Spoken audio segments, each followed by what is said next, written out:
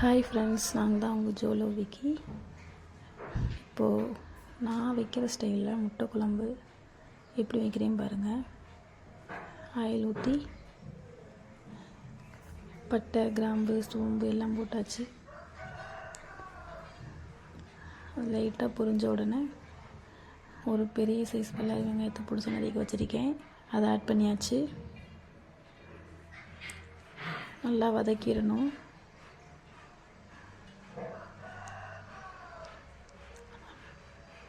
நல்லா வதக்கிட்டே இருங்க. இப்போது கொஞ்சம் சால்ட்டு போட்டால் வெங்காயம் வந்து வேகமாக வதங்கிடும். தேவையான அளவு சால்ட்டு போட்டுக்கலாம். நெக்ஸ்ட்டு இஞ்சி பூண்டு பேஸ்ட் சேர்த்துக்கலாம். சேர்த்து நல்லா வதக்கிடலாம். மிக்ஸ் ஆகிற அளவுக்கு வதக்கிக்கலாம். இஞ்சி பூண்டு பேஸ்ட்டு பச்சை வடை போகணும். இப்போது தக்காளி சேர்த்துக்கலாம். நல்லா கலந்து மிக்ஸ் பண்ணிக்கலாம். நிறைய பேர் வந்து கடுகு, கருவேப்பிலை இதெல்லாம் போட்டு புளி ஊற்றி புளிக்குழம்பு ஸ்டைலில் வைப்பாங்க முட்டை குழம்பு. இது வந்து ஒரு நான்வெஜ் மாதிரிக்கு தான் டேஸ்ட் இருக்கும். இப்போ மஞ்சள் தூள் சேர்த்துக்கலாம். இப்போ மிளகாய் பொடி சேர்த்துக்கலாம் காரத்துக்கு ஏற்ப. நல்லா மிக்ஸ் பண்ணி விட்டுறலாம். அடுத்து பார்த்திங்கன்னா மசாலா பொடி சேர்க்கணும். நாங்கள் வந்து வீட்டிலையே ரெடி பண்ணி வச்சுக்குவோம். 21 பொருள் சேர்த்து அந்த மசாலா பொடி போட்டுக்கிறேன் தேவையான அளவு. மசாலா பொடி ப்ரிப்பேர் பண்ணுறது உங்களுக்கு எப்படின்னு நீங்கள் தெரிஞ்சுக்கணுன்னா கமெண்டில் கேளுங்க. தனியாக அதுக்கு ஒரு வீடியோ போட்டலாம்.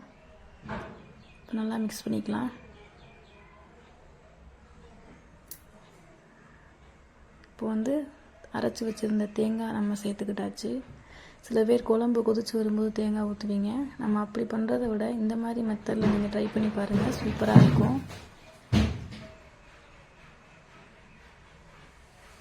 நல்லா தேங்காய் நம்ம மிக்ஸ் பண்ணி விட்டுட்டோம்.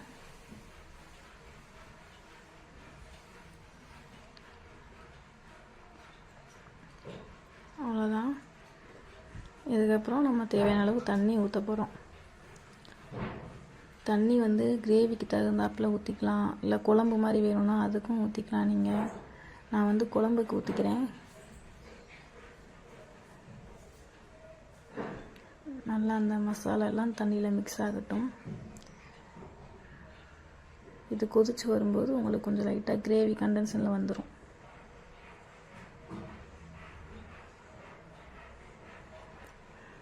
அவ்வளோதான். மிக்ஸ் பண்ணி விட்டதுக்கப்புறம் மூடி வச்சுக்கலாம்.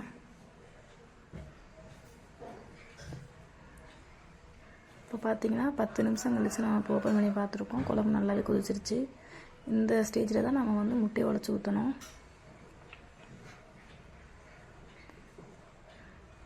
நான் வந்து 4 முட்டை எடுத்திருக்கேன். நீங்கள் எத்தனை முட்டை வேணாலும் எடுத்துக்கலாம்.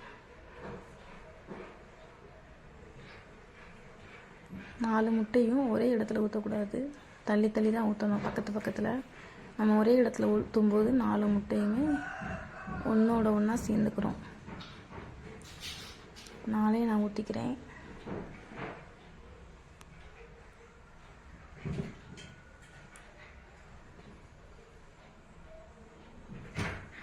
பார்த்திங்கன்னா 4வது முட்டை கொஞ்சம் மக்கர் பண்ணிடுச்சு. பிடிச்சிட்டேன். அந்த ஓடு எதுவுமே உள்ள விழுகலை. இப்போ பார்த்திங்கன்னா நம்ம எதுவும் பண்ண தேவையில்லை, அப்படியே மூடி வச்சுட்டா போதும். முட்டை வெந்தக்கப்புறம் தானாகவே அது மேலே வந்துடும். இப்போ பார்த்திங்கன்னா ஒரு 10 மினிட்ஸ் தான் ஆகுது. நம்ம ஊற்றின முட்டை வந்து பார்த்தாலே தெரியும் நல்லா மேலே வந்துருச்சு வெந்து.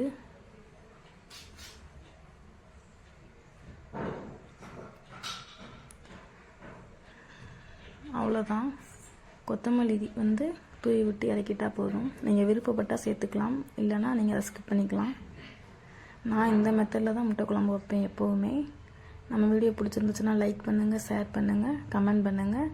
முக்கியமாக சப்ஸ்கிரைப் பண்ணிக்கோங்க. அப்போ தான் நான் போடுற வீடியோ உங்களுக்கு நோட்டிஃபிகேஷனில் காட்டும். தேங்க்யூ.